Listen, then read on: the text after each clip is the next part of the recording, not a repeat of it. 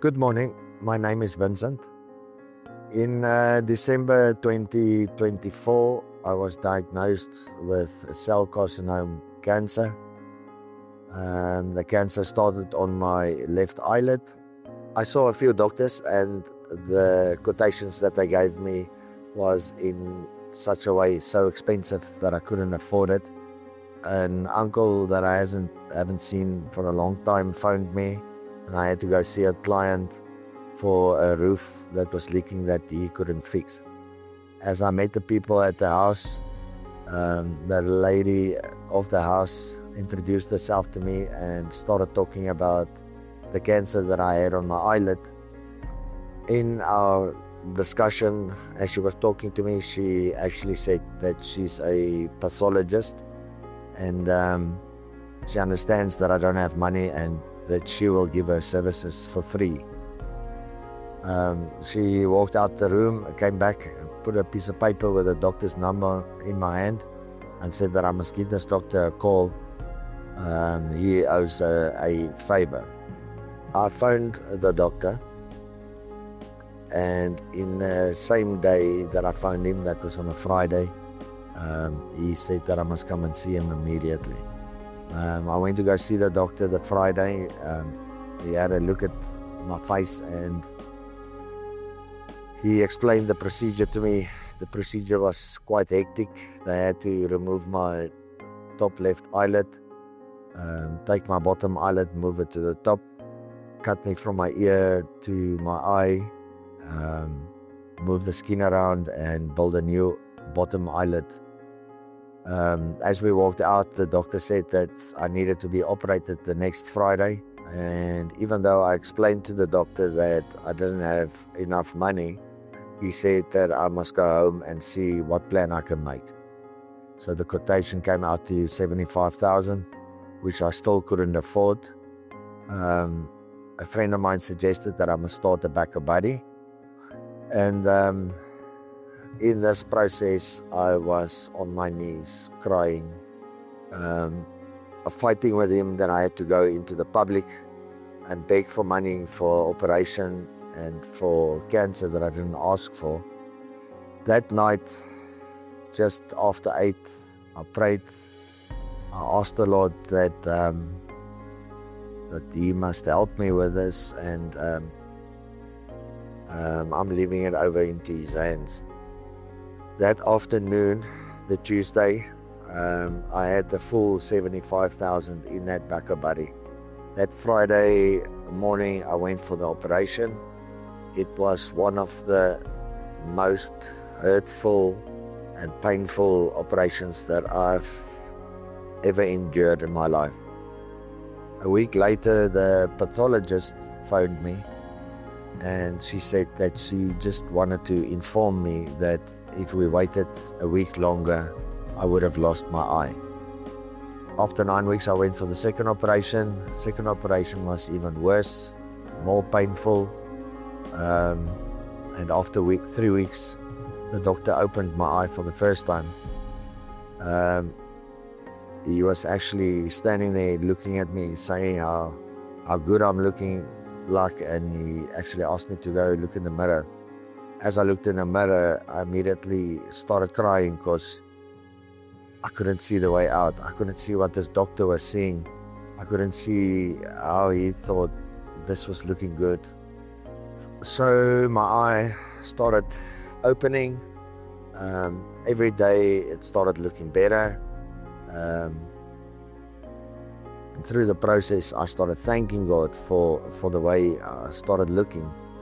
So in November 2025, I was at a stage where I wanted to sequestrate, or I had to sequestrate. I was behind with rent payments, I was behind with my car, I was behind with my cell phone, and everything else. And God has opened so many doors for me since then that I could pay back all the installments that I was behind on. Through the process, I've learned a lot of things, and one thing was, even though there was times that I felt like I wanted to give up, I was still on my knees, and I was physically on my knees praying to God, even though I was struggling and fighting with Him. He was so faithful towards me. He opened so many doors where I thought it was impossible, and He just came through in so many ways that it was unreal and unthinkable.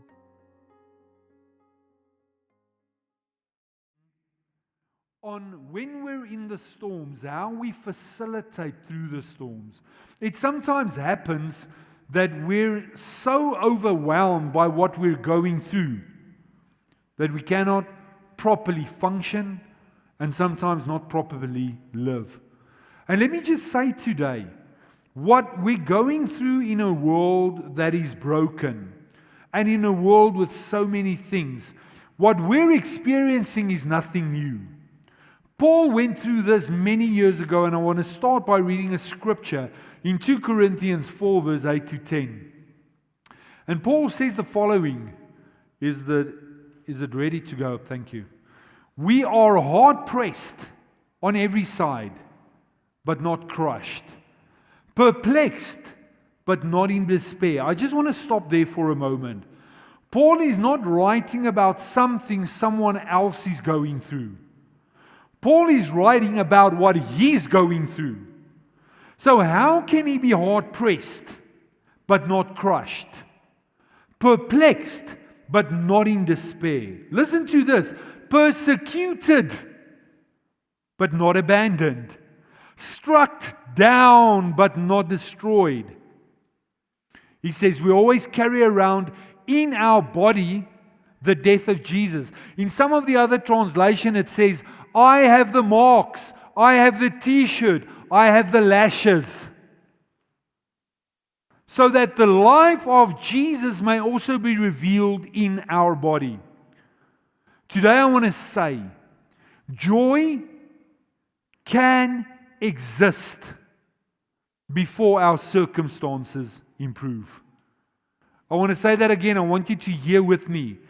Joy can exist even in the worst circumstances. Because joy is not something that we put on and off. We somewhere have the idea, or we treat joy like a thermometer. It simply rises and falls based on the temperature of our surroundings. If life is good, we have joy, we are glad. But if life becomes heavy, what's the first thing out of the door? Joy. Now, excuse me, just in the last 2 months, it could have been very easy for my joy to disappear. We're in the last day of Street Store. We're prepping for Street Store. And it was the Friday before the Street Store. And somebody asked me quickly, what time is Dion and them playing cricket? So I quickly take my phone, I check where the cricket is happening. And I tell them, and I put my phone down just behind me as we're busy prepping. And we're busy, and 5 minutes later, I want to do something on my phone, and I turn around, my phone's gone. So now we're phoning. Calvin's with me. Calvin, every 2 minutes. No, you were with me on the day. Every 2 minutes, Calvin phones. The phone's not off, nobody's answering. About a half an hour later, Calvin comes to me, know where your phone is. Somebody just answered the phone. So what happened is, in the chaos, there were a lot of workers here the day in the space. There were a lot of people coming in with a lot of things. When I put it down, they must probably grab the phone, they got in their car and they drove. And somewhere on the N14, the Pelindaba toll road, they couldn't get into my phone. So they chucked it out of the window, and a lady driving behind drove into my phone. She picked it up. Miracle that it was still functioning. The screen's broken through. It's got a big dent here, but at least the screen was working. I got my phone back. The last 2 weeks, I'm in darkness. Because the screen decides to die, and then it dies for a day and a half. Then miraculously it comes on for an hour or two, then it dies again. Now, I don't know about you. I don't carry a wallet anymore. Everything's here. I cannot even buy petrol or anything because everything's in the phone. Everything. So now I phone my insurance broker, which is my mother. And it's not on my policy. Mom, how is it possible that it's not on my policy? So now it's an 8,500 rand screen replacement, which I think is firstly ludicrous. But anyway, the point I want to make, a lot of us have and know the feeling when your phone breaks, when the screen completely shatters. The battery icon is flashing red at 2%, and it looks like it belongs in the trash. But here's the thing. If you plug it in, something still happens. Thank goodness for Siri. Because you can phone and the screen is there and I can say, Siri, answer the phone. And I can talk. It looks broken. But when there's power in it, it still functions. I can't see what I'm doing, but it still has capacity to connect to the internet. The WhatsApps come through. So now what happened is when the screen comes on, I put it on the charger. I went into the setting so that it never puts the screen off.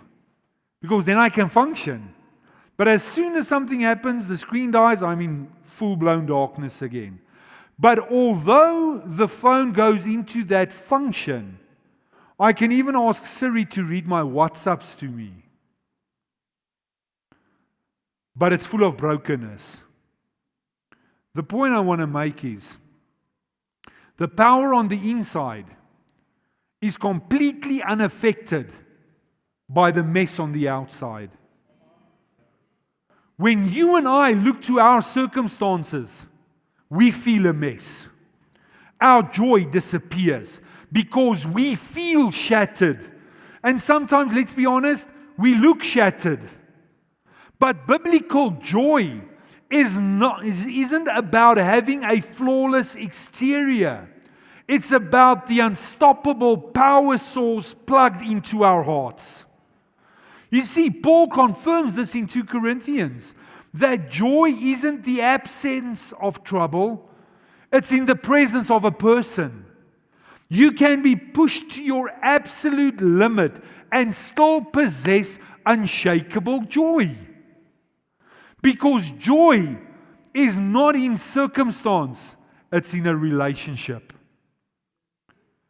And today we're going to talk about how joy can exist, even when our circumstances maybe don't improve.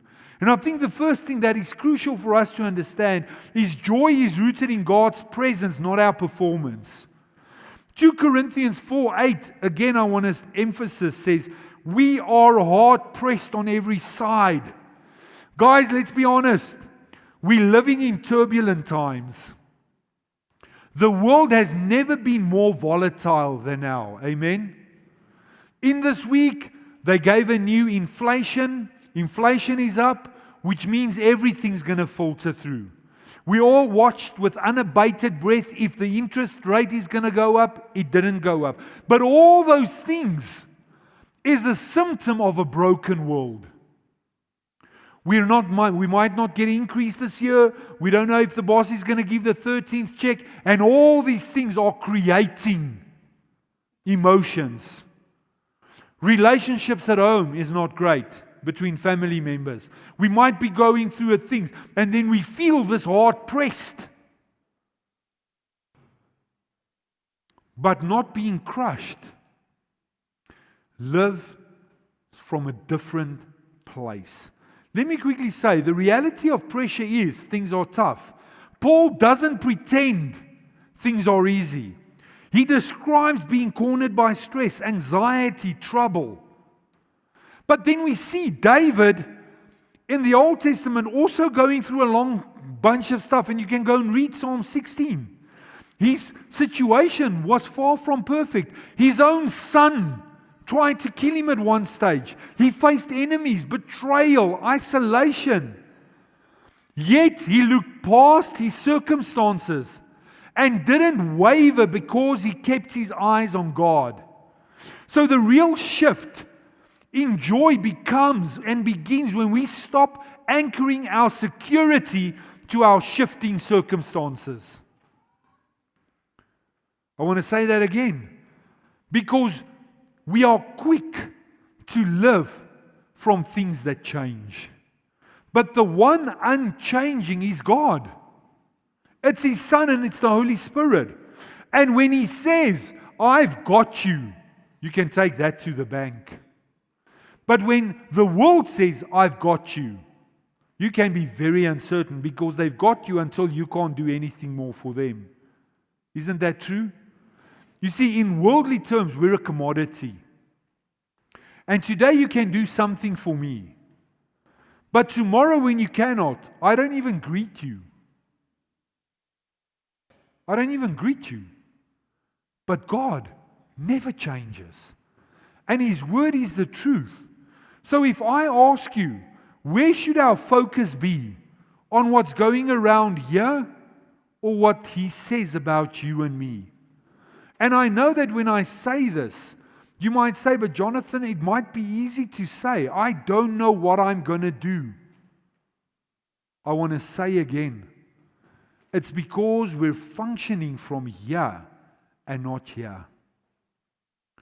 Yes, I know that when I don't know how to pay my things, or I don't know what to say to my children, or I'm in this hurt and in this pain, I don't have the words. But faith comes by hearing, and I can choose how I live my life. I had a discussion with a friend of mine over the weekend. The previous church that I was going through a very traumatic time. Got a new pastor, and he died 2 weeks ago in his bed, 53 years old. They just called him, he's just been there. His wife, now you need to realize, she stays in the church's house. The only reason she stayed in the house was because her husband was the pastor of the church. She needs to move within a month, because the new pastor that they are going to call has to come in. It sounds cutthroat. She just left, she just lost her husband. All these things happen. And he's asking, what do they need to do? Because he's a pastor there, but he cannot pastor the church because he's not an ordained pastor. So I give him a lot of advice, and I actually phoned the lady and I talked to her, and I say to her, and she's crying, and she lost her husband, he shouldn't have gone. Luckily he looked after her well, but that's not the issue. So I say to her, your external reality is your husband died. I want you to listen with me. Your external reality is your husband's dead. Your external reality is you need to move. Your external reality is you love Polokwane, you don't want to go back to Mangaung.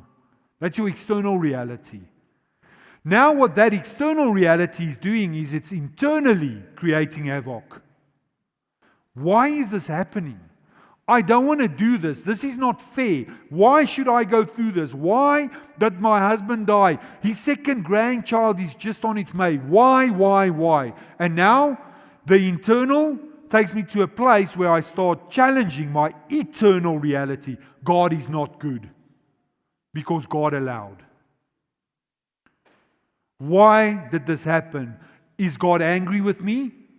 Is there sin in my life? Come on, church. We've been there. When things don't go well, we always say, God, what did I do? Why are you giving me a hiding now? And then we live from a place that is not true. Because God does not feel different about you and me if we don't live accurately. I want to say it again, and that's why I said it this morning when we baptized these people.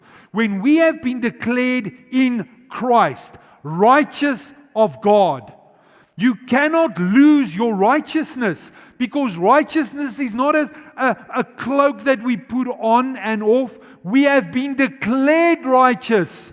We are His children. never again to be known as sinner. Now you might say, yes, Jonathan, you're busy with heresy here this morning. No. I want you to think with me. If you're a parent here this morning, is there something your child can do that will disqualify him from being your child? Is there any parent that says yes? Nothing. Because he's your child. Why would God the Father feel any different about you and me? I laugh. I said to my wife now, when we're now in Harties, the plan is that we will be here in January. Please pray with us. Please pray with us. But then Marku is getting out of the house, and now we need to put him in a space. So now I say to my wife, I don't want him as a child anymore.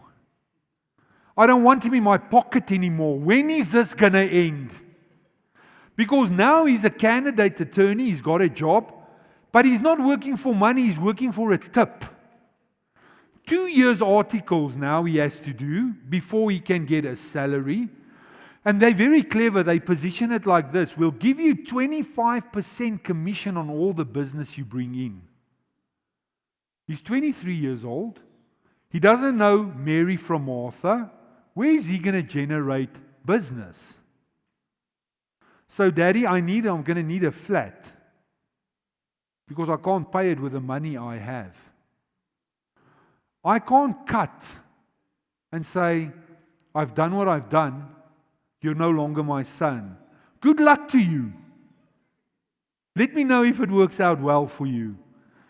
Guys, God does not work with us like that. The fact that you drive out here and swear at the taxi driver does not disqualify you as a child. The fact that you might even go to work and steal the prit from your boss's office space, come on, I'm honest with you now this morning, does not disqualify you from being his child. I'm very heartbroken that my child would maybe steal my prit. And then I will sit him down and say, boy, you're not living accurately to who you are, but I don't disqualify him from me. So when we go through these storms, when we're in the middle of the crisis, we can hold on to the fact that undeniably all over, we belong to him. We are his. So we need to choose. Are we going to live according to that truth or the pressure of the world? David chose to keep his eyes on Jesus. And when we think about that song that we love to sing, turn your eyes upon Jesus, and the things of the world, the crises, the financial constraints, the relationships that are tough, all the things of this world will grow strangely dim because I choose to focus on the truth. I choose to focus on the truth. Because if we get pulled in to the negative, you'll become negative. And I realized while I was in Polokwane, my Sunday ritual was going to the shop, buying the Sunday Times and the Rapport, and a Makulu big slab of Top Deck. And I would go sit on my couch after we've had lunch, and then I would read all the news with my chocolate. Because I believed that as a shepherd of a congregation, I need to know what my people are going through. If I tell you how many fights my wife and I had on a Sunday evening, it would be the most fights we had as a husband and wife. Why? Because the newspaper is filled with the Word of God. It's full of positiveness. Or is it all the death and the rubbish and the negativity? And what do? I choose to sit on my couch in my house that is segregated to God the Father for Him to dwell with me. And I put that rubbish in my mind. Because I become what I allow in my life. Okay, but I'm going through this, Jonathan. Yes, you are. But God is still good. God is still faithful. God is still working on your behalf. And what happens is this thing here suddenly becomes irrelevant because of who He is. And because who He is becomes the paramount focus and not my situation. And suddenly I can tread on the snake of the head because of who He is. C.S. Lewis says, joy is the serious business of heaven. You see, secondly, this joy, this hope changes the way we suffer. I want to continue with that scripture. We are perplexed, but we are not in despair. Because we know we will rise above the storm. Every storm ends.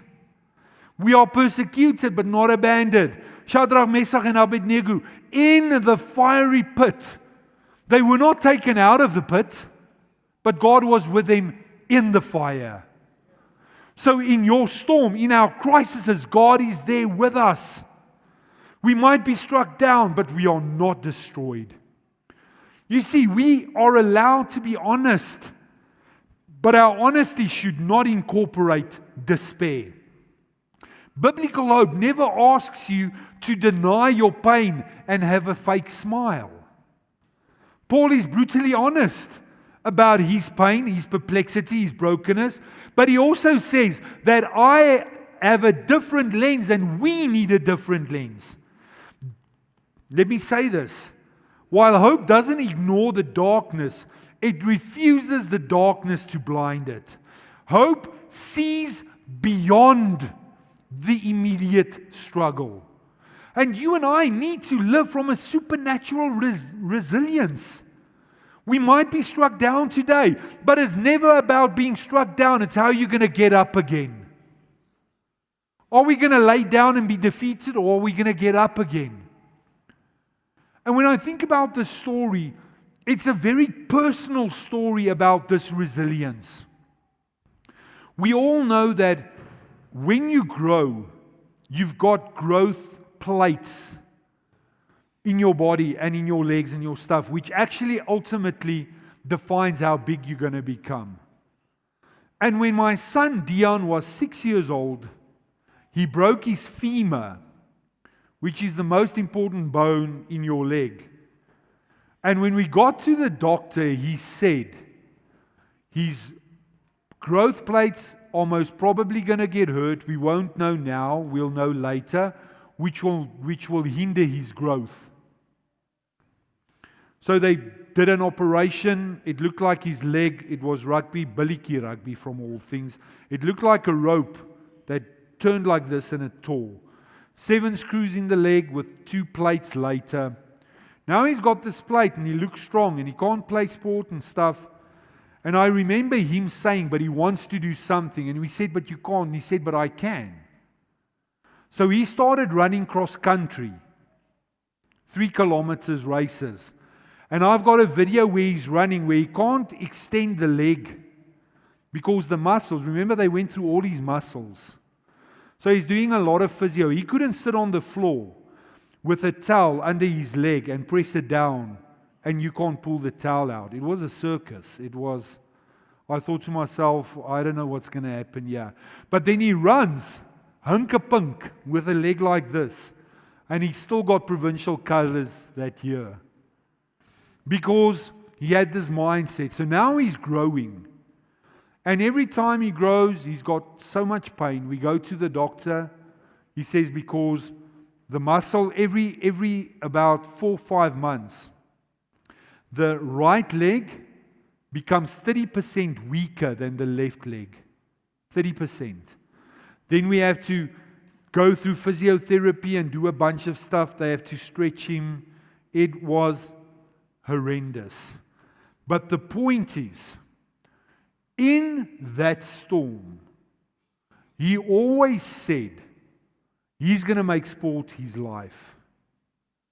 And he never lost focus in the storm about what he wants to do. And he went through that storm. I mean, I say it lightly. I could have paid for 4 of you to become physiotherapists in the money I spent at a physiotherapist.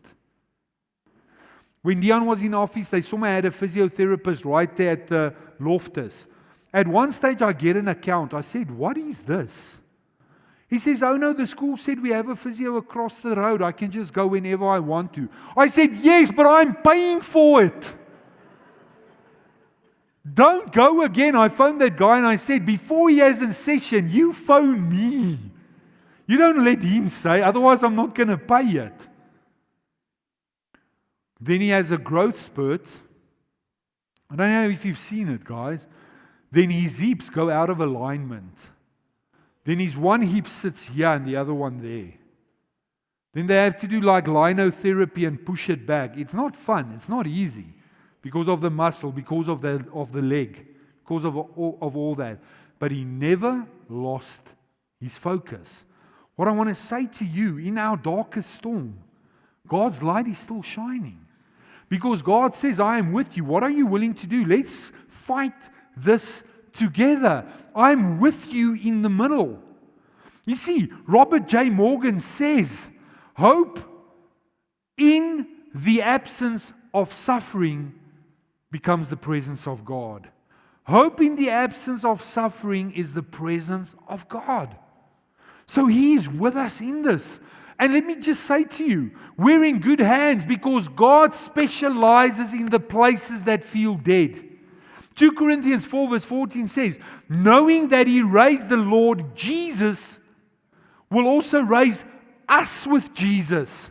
So let me quickly tell you, the power of the resurrection is still working and available to you and me. The same power that rose Jesus out of the death has the authority to raise you out of your storm. It's the same power with you in the storm. When you're in the middle of the biggest things and decisions you need to make, you and I can hold on to the prophetic promise where God says, I rose Jesus and I rose you and you are in Him like He is in me. You see, where humanity sees the end, God sees a start. God sees an opportunity for a new beginning. He thrives in the empty tombs and the grave sites of our lives. Now, I grew up in the East Rand Springs. They call it Suspension City today. I don't know why. But I remember in the winter time, almost now this time, just before spring, my father would burn the grass. Do you know why? Who grew up in a house whose father did that as well? No one. Oh, you didn't have grass, you had paving. But anyway, the mindset behind the burning of the grass is that if the grass burns and suffers in the burning, it grows out twice as strong and better as previous. And I always remember my dad had this amazing manicured lawn. And you would drive through the East Rand and you would see the principle a lot. People would burn their grass and it would grow. Do you know the phoenix bird, the mythical Greek mythology bird, that what? Also rises up out of the ashes. Let me just quickly say, God never does not use a good story. Because He used stories to help us in our relationship. So what if what you're going through becomes part of your story so that people can see His glory in and through your life? Does God create the storm? No. The brokenness of this world many times creates the storm. But God uses that storm for His glory and for His honor. So God is the writer. God's signature is upon our lives. He uses every opportunity to glorify Him in and through us. Let me say it this morning in the words of N.T. Wright. The resurrection and promise of God is the guarantee that He will have the last word. And that word will be life and not death. I remember when we got to the specialist again, and he said to us, your son will never play competitive sport. He'll be around, but most probably his leg will always be shorter. And I said to him, I remember it vividly, I said, Doctor, you did an incredible job with the operation, and we're very, very thankful. But I cannot accept what you say. I cannot. And it's not from a place that I say, I don't know why I say that, but I said that because I believe that when God says, I have pleasant dreams for you, and I have a hopeful future for you, and a full life for you, then I have to believe that. I have to believe that. And there were many times in this journey where it was up and down and sideways and over. Many. But in the middle of the storm, my son is living his dream. Where words were spoken and said he will never be able to, as a 7-year-old. You see, the resurrection power of God is the promise for you and me that He will have the last word and not the world. So when the world tells you you're not going to make it, you can't do that job, you'll never be a success, no one's going to love you, why are you here? I want something to stir in your spirit that you will get an anger against that rubbish. Because it's the enemy trying to steal and speak into your life. It's not God. It's not God. You see, we are 5, 2, and 1 gifted, for sure. But let me also say, if we truly apply ourselves, there's nothing we cannot do. Come on, guys. There's nothing we cannot do. I can even go and play netball. It might not look as good as when the girls play, but I'll give it a shot. Because I can do all things through Christ who gives me the power. See, but we live from this fourfold pressure instead of the resurrection power. Paul describes it. He says, we feel this pressure. We feel squeezed by life. Let me just ask you in the last 2 weeks, how many people got up in the morning and say, is this all life is about? Getting up, going to work, paying a few bills. What are we going to eat tonight? I don't know, but we have to eat something. What are we going to cook? I don't know. Getting into bed, getting up the next morning and say the same routine over and over again. Is this what life is all about? And if we're honest, many of us have been there. The pressure of life, the perplexity, feeling confused and not knowing what to do. Maybe some of you here this morning has to make life-altering decisions. And you're unsure because the decisions have consequences. The decisions can alter the direction of a life and of a lot of environments. Being attacked at work, being attacked between your friendships and a lot of spaces, and maybe being beaten down by the world, being dismissed at work unfairly, getting to a place where it just feels too heavy. If you find yourself there, you're in good company. Because Paul writes from the same place. He wrote it in the trenches of real pleasure, of pressure, and not at a luxury resort with a mojito in his hand, thinking about his life and penning down his autobiography. But he shows an important lesson that hope doesn't deny pain, but it simply refuses to let pain have the final word. And let me quickly say to you and me today, it takes guts to live from that space. Church, it takes guts to look the storm in the eye and from a firm foundation and belief say that this will not conquer me. Not conquer me. I will make it because God is with me. Why didn't Paul crack? Because the same power that brought Jesus out of the grave was sustaining him through the trial. So God doesn't create the pain, but He uses the pain as a purpose through our lives.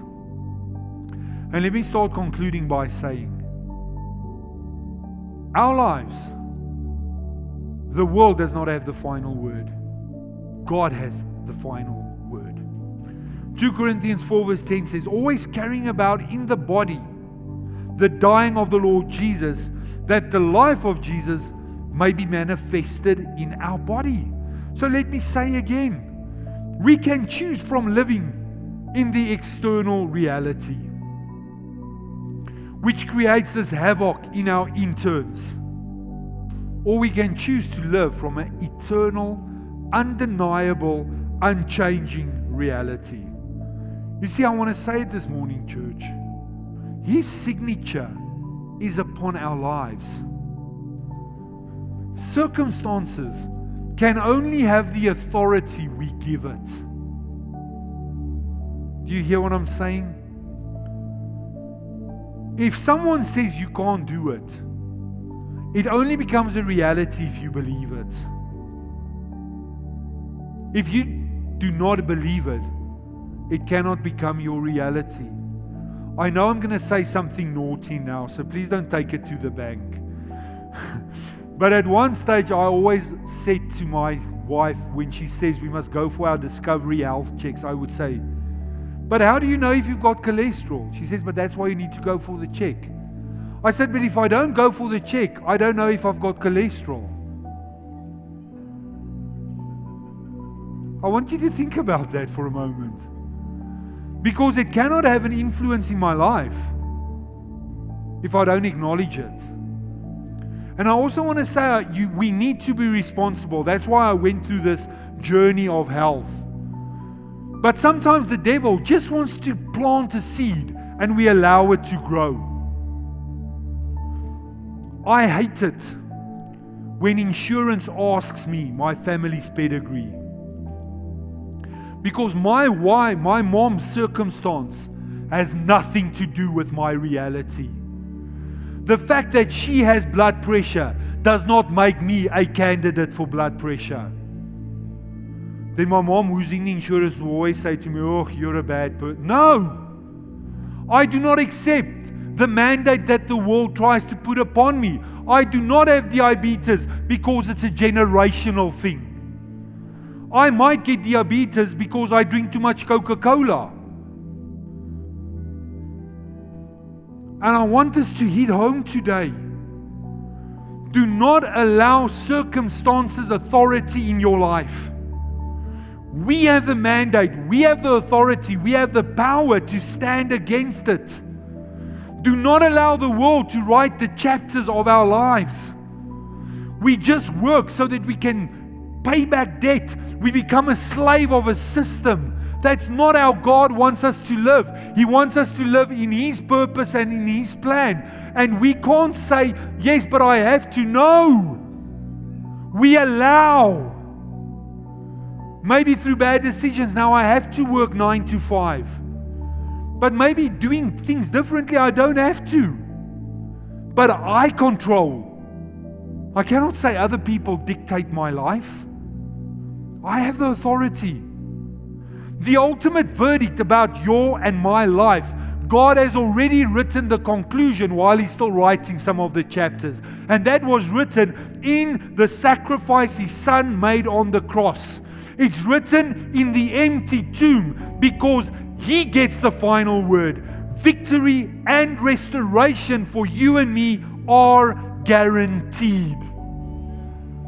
And in a worldly singer that didn't live a good life, understood something of this. John Lennon, one of the most famous Beatles, that's not even here anymore, said the following. He said, everything will be okay in the end. If it's not okay, it's not the end. Because God has promised you and me, it's gonna be okay. We don't have the context. We don't understand how. But it's going to be okay. I remember many times when my son would get emotional and he would say, I want to do this. I would say to him, it's going to be okay. He's crippled. He has to go through an operation again. He's just healed. They have to cut him open again. It's going to be okay. Then he gets into a team and he plays and he does a bunch of stuff. It's going to be okay. And seeing God's faithfulness in that journey,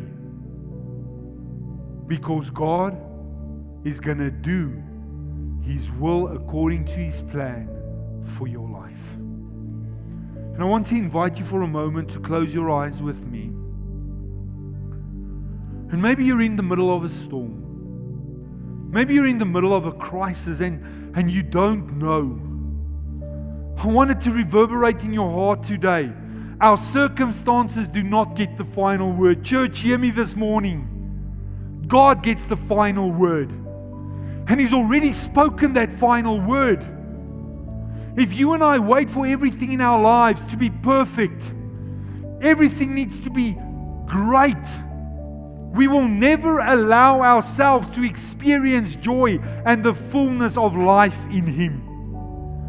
I want to plead with you, turn your eyes away from the pressure of the moments and lock your eyes on the promises that He's already given to us through His resurrection. Our situation might be heavy today, but your Savior is heavier.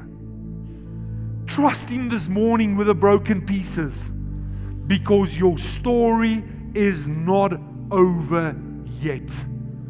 And while every eye is closed, in the words of Friedrich Buchner, he says, we are not going to be despaired, because we are not looking at what is seen, but we choose to look at what is unseen. The worst things are never the last things. And I want to invite you this morning. I want to pray with you. And after the service, our prayer team, our ministry team are ready to serve you on my right-hand side in the couches. Please don't leave until somebody has prayed with you personally.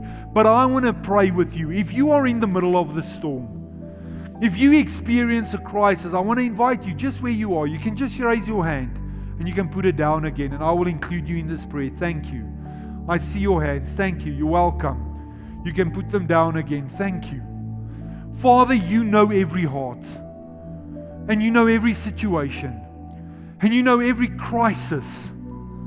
And Lord, you know that when we're in these storms, sometimes it becomes so easy to live from that reality. But this morning again, you are reminding us and imprinting upon our lives that although we go through difficulties, you are with us, and that you fight for us, and that you create through the chaos in our lives the most beautiful calmness. So I want to pray this morning that the truth will become the reality from which we live.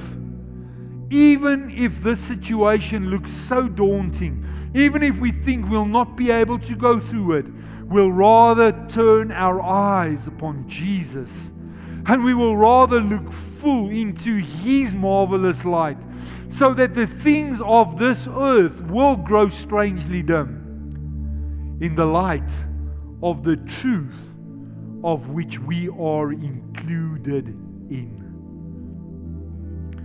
And while I pray that, Lord, I also want to bring every storm and every pain and every hurt before you this morning. And I want to pray, Lord, that you will create a peace in this storm, and that you will give clarity and direction, so that this will become part of their story for your glory. And I thank you for that.